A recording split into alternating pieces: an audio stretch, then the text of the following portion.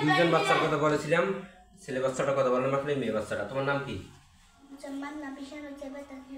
হ্যাঁ, এর বাবা নাই? তোর বাবা আছে?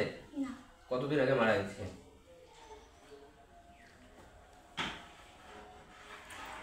যাই হোক, সে ছোট বাচ্চা।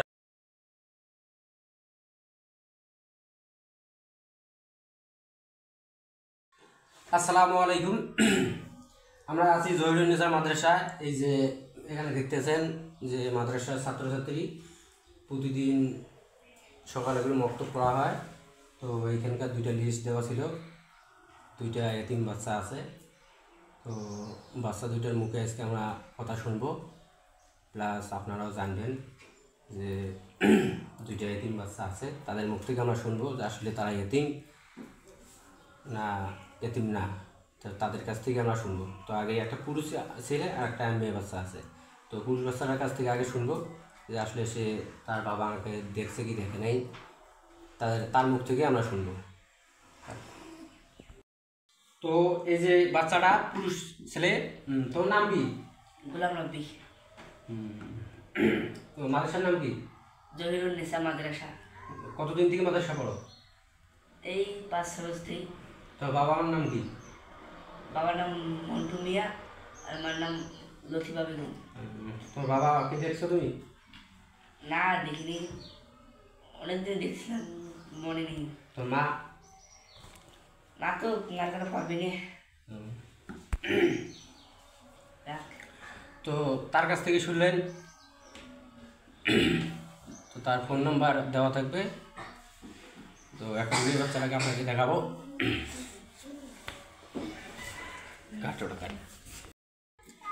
তোমার নাম কি? একটু জুড়ে কও।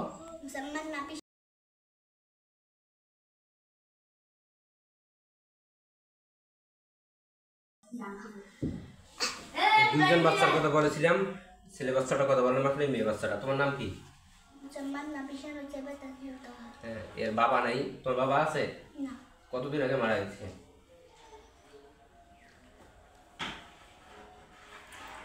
যাই হোক, সে ছোট বাচ্চা, সে বলতে পারবে না আসলে কতদিন আগে মারা গিয়েছে। তো তার সেরকম আমরা বুঝ জ্ঞান হয়নি।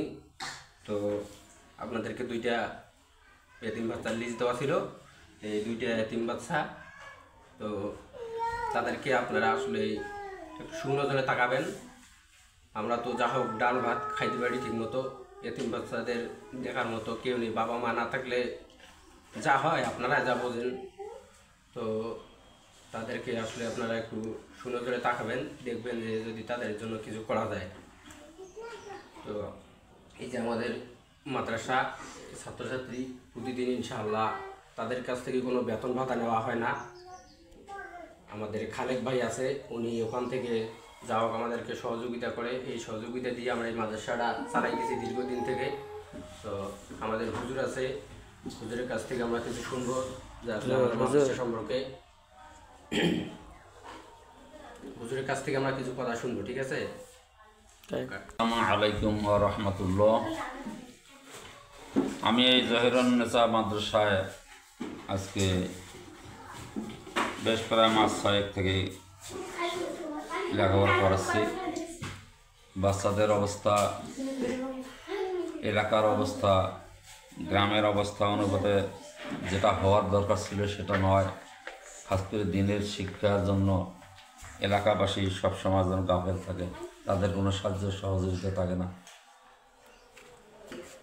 তাই যদি আপনারা যারা সহৃদয়বান ব্যক্তি আছেন, এনারা যদি একটু খেয়াল করেন তাহলে হয়তো এই এলাকা গ্রামবাসীর ছোটো ছোটো কচিকাচা বাচ্চাগুলো হয়তো কিছু দিনই এলেম শিক্ষার সুযোগটা পাবে। হ্যাঁ, ইতিম বাচ্চাগুলোর সম্বন্ধে আসলেই যাদের অভিভাবক নাই এদের জন্য একটু চিন্তাধারা করা, যারা এই ধরনের সক্রিয় ব্যক্তি আছেন, এই ইতিম বাচ্চাদের দিয়ে খেয়াল করলে হয়তো বাচ্চাগুলো দিনের কিছু সুশিক্ষা শিক্ষিত হতে পারবে।